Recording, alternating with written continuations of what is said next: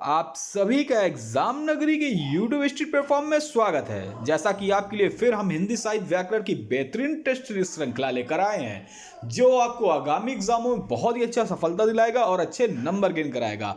आपसे आशा है कि आप सभी लोग वीडियो के लास्ट तक या अंत तक बने रहेंगे और अपने नंबर जरूर कमेंट बॉक्स में बताएंगे कि 20 क्वेश्चन की सीरीज है तो 20 क्वेश्चन में आपने कितने नंबर प्राप्त किए। ठीक है, और वो क्वेश्चन होंगे वो जो काफ़ी बार एग्जामों में पूछे गए या इनकी आने की संभावना अधिक रहती है।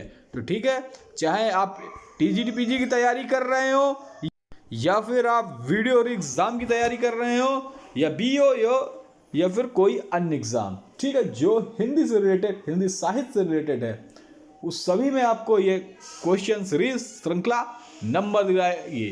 तो वीडियो और एग्ज़ाम जिनका पेपर बहुत ही जल्द प्रस्तावित होने वाला है, जो अनुमान लगाया जा रहा है कि आपके पास 2-3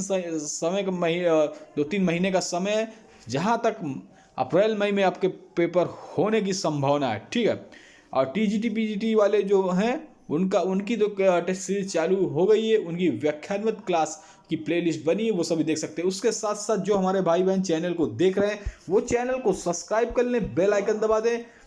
ठीक है, बहुत से बार सुनने में आता है कि सर हमें क्लास की सूचना नहीं मिल पाती, ना नोटिफिकेशन मिल पाता। उसका कारण यही है कि आप लोग सब्सक्राइब बटन दबाना भूल जाते हैं और बेल आइकन वाली, ये दोनों को आप दबा लें, सब्सक्राइब कर लें, फिर बेल आइकन दबा दें, जिससे आपको सूचना निरंतर मिलती रहे।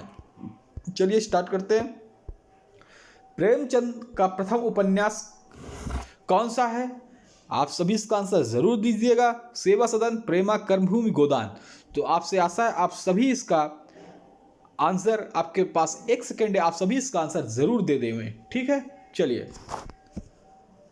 आपने इसका आंसर दे दिया होगा। देखिए, अगर प्रथम उपन्यास की बात करें तो सेवा सदन है इनका प्रथम उपन्यास, और प्रेमा, कर्मभूमि, गोदान ये इनके बाकी सभी उपन्यास है। ये चारों प्रेमचंद के लिखे गए हैं, लेकिन इसका राइट आंसर सेवा सदन है। चलिए अगला क्वेश्चन, इस्यत या स्पर्श या अर्धस्वर है? आ ई ओ का में हलंत लगा हुआ, या में हलंत, वा में हलंत, ये साहा। तो देखिए स्पर्श या स्पर्श व्यंजन आपने देखा होगा, अगर स्पर्श व्यंजन की बात आ जाए तो या, रा, लावा होते हैं। अगर लेकिन स्पर्श अगर पूछा जाए तो इस पर 2 व्यंजन है, या और वा। ठीक है, यही हमारा ऑप्शन नंबर सी हो जाएगा।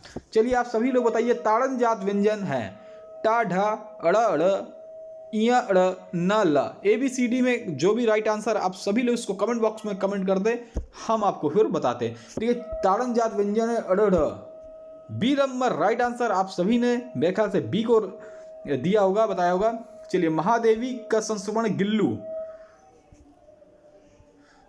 चलिए, महादेवी का संस्करण जो है गिल्लू किस संकलन में है? देखिए, गिल्लू महादेवी वर्मा जी का लिखा हुआ रचित है। गिल्लू नाम से आप वाकिफ हो गए होंगे कि इसकी कहानी पृष्ठभूमि एक गिलहरी के ऊपर होगी। ठीक है, तो देखिए, पथ के साथी या अतीत के चलचित्र या मेरा परिवार या स्मृति की रेखाएं, इनमें से जो राइट आंसर आप जल्दी से दे दीजिए। ये क्वेश्चन बहुत बार है, मेरा परिवार, इसका राइट आंसर है सी नंबर। चलिए, भारतेन हरिश्चंद्र द्विवेदी युग के बीच की कड़ी है, राधा चरण गोस्वामी, महावीर प्रसाद द्विवेदी, या बाल मुकुंद गुप्त, या प्रताप नारायण मिश्र। इन तीनों ऑप्शन मैंने बता दी, इनमें से जो राइट आंसर है आप बता सकते हैं बाल मुकुंद गुप्त। ठीक है, इसका राइट आंसर सी हो जाएगा। सही से सेट नहीं है ऑप्शन, लेकिन मैं फिर भी आपको बोल दे रहा हूँ, सेट हो चाहे ना सेट हो। ठीक है, रामचरितमानस में कुल कितने कांड हैं? 5, 7, 9, 18। जल्दी से इसका राइट आंसर आप सभी दे दें। कितने कांड है? बहुत बार पूछा गया, UP SSC, UP TET, junior TET, C TET, या फिर टीजीटी पीजीटी या अन्य कोई एग्जाम में, सभी में क्वेश्चन घुमा फिरा कर बहुत बार पूछा गया है। ठीक है, तो चलिए इसका बताइए कितने कांड है? आप सभी जानते हैं रामचरितमानस में 7 कांड है, इसका राइट आंसर 7 हो जाएगा। रामचरितमानस किसकी रचना है? तो गोस्वामी तुलसीदास की। ठीक है, रामायण पूछ ले, रामायण किसकी रचना है? अगर रामायण का जिक्र आ जाए, रामायण, तो रामायण किस भाषा में लिखी पूछता है, तो संस्कृत में लिखी। किसने लिखा? तो महर्षि वाल्मीकि ने लिखा। चलिए अगला क्वेश्चन देखते। और महाभारत आ जाए तो महर्षि वेद व्यास ने रचित किया। कौन सी रचना मैथिली शरण गुप्त की नहीं है? यशोधरा, वैदेही, वनवास या भारत भारती या साकेत? आप देख रहे हैं कि इसमें तीन रचनाएं मैथिली शरण गुप्त की हैं, एक नहीं है। तो पहले हम लोग तीन रचना को जान लेंगे कौन कौन है। साकेत आप जान चुके हैं, बहुत ही फेमस है मैथिली शरण गुप्त की। भारत भारती, यशोधरा, लेकिन वैदेही, वनवास ये अयोध्या सिंह उपाध्याय हरियोध जी की है। ये राइट आंसर, ये मैथिली शरण गुप्त की नहीं है, अयोध्या सिंह उपाध्याय हरियोध जी की है। क्या? वैदेही, वनवास। लक्षणों ग्रंथों की रचना किस काल की रचना की काल प्रवृत्ति क्या है? आदिकाल, भक्तिकाल, रीतकाल या आधुनिक काल? तो देखिए, जहां पर लक्षण ग्रंथ लिखे गए हैं उसकी क्या है, आप सभी इसका आंसर दे दें। देखिए, आपको हिंदी साहित्य वीडियो एग्जाम में भी है, टीजीटी, एलटी गेट है, सभी एग्जामों के लिए महत्वपूर्ण क्लास है, मास्टर क्लास है।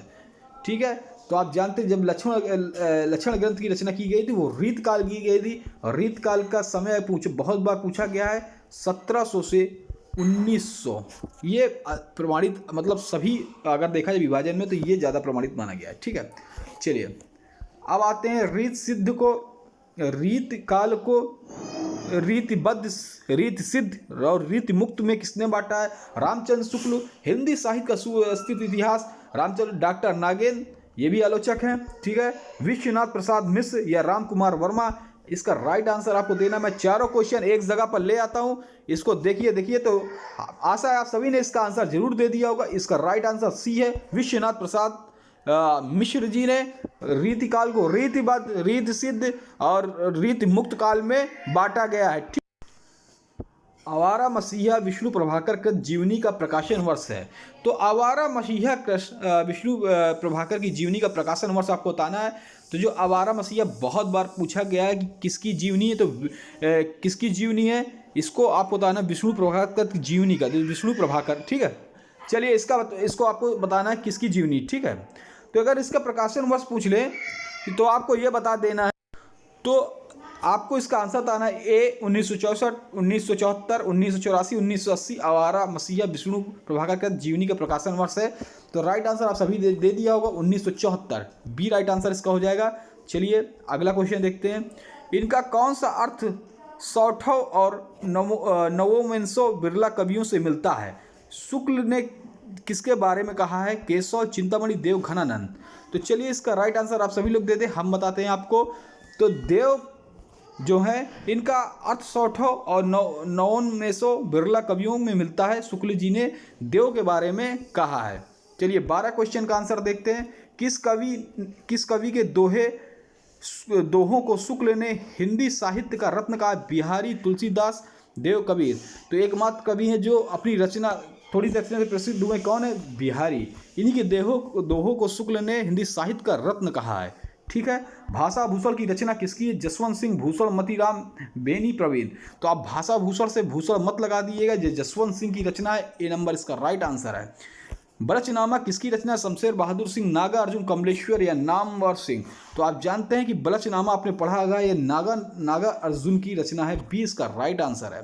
ठीक है, इसको क्वेश्चन को आप पढ़िए, बताइए। रामचंद्र शुक्ल की सर्वप्रथम सैद्धांतिक आलोचना मानी जाती है काव्य में रहस्यवाद, रस मीमांसा या जायसी ग्रंथावली या भ्रमर गीत सार? तो इसका राइट आंसर आप सभी लोग कमेंट बॉक्स में कमेंट दे दें। तो इसका राइट आंसर है काव्य रहस्यवाद। ठीक है, चलिए अगला देखते हैं। 16वां कितने पाकिस्तान नामक उपन्यास के लेखक? राजेंद्र कुमार, कमलेश्वर, सत्य प्रकाश मिश्रा, खुशवंत सिंह? बहुत बार पूछा गया है, आप सभी ने इसका आंसर दे दिया होगा कमेंट बॉक्स में, नहीं दिया तो जल्दी से दे दे। कमलेश्वर इसके राइट आंसर है। चलिए सुहाग के नुपुर, ठीक है, सुहाग के नुपुर जो हैं के रचयिता, सुहाग के नुपुर के रचयिता कौन है? निराला, मोहन राकेश या अमृतलाल नागल या प्रेमचंद? तो आप सभी इसका राइट आंसर दे दें।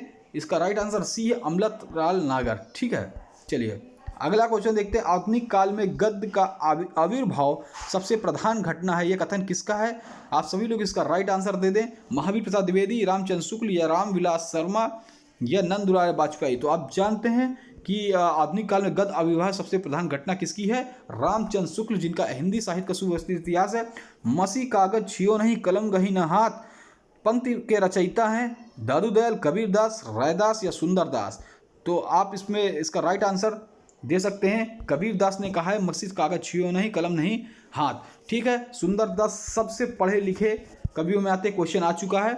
ठीक है। चलिए, दादू दयाल के शिष्य कौन है, इसको राइट कमेंट में जरूर दीजिए। अपभ्रंश में कृष्ण काव्य के प्रणेता हैं पुष्पदल, शालिभद्र सूरि, स्वयंभू या हरिभद्र सूरि। तो अपभ्रंश में काव्य के प्रणेता हैं, आप सभी इसका राइट आंसर दे देंगे पुष्पदंत। ठीक है, अपभ्रंश में कृष्ण काव्य के प्रणेता, राइट आंसर ए है, कौन है, पुष्पदंत। ठीक है, आज यहाँ से क्लास समाप्त होती है। ये पूरी क्लास निःशुल्क है, पूरी क्लास निःशुल्क है। ठीक है, इसकी पीडीएफ भी आपको मिल जाएगी। चैनल को आप लोग सभी लोग सब्सक्राइब कर लें, जिन्होंने अभी तक सब्सक्राइब नहीं किया सब्सक्राइब के बेल आइकन दे, जिससे आपको सूचनाएं मिलती रहें। धन्यवाद, जय हिंद, जय भारत। कल फिर मिलेंगे।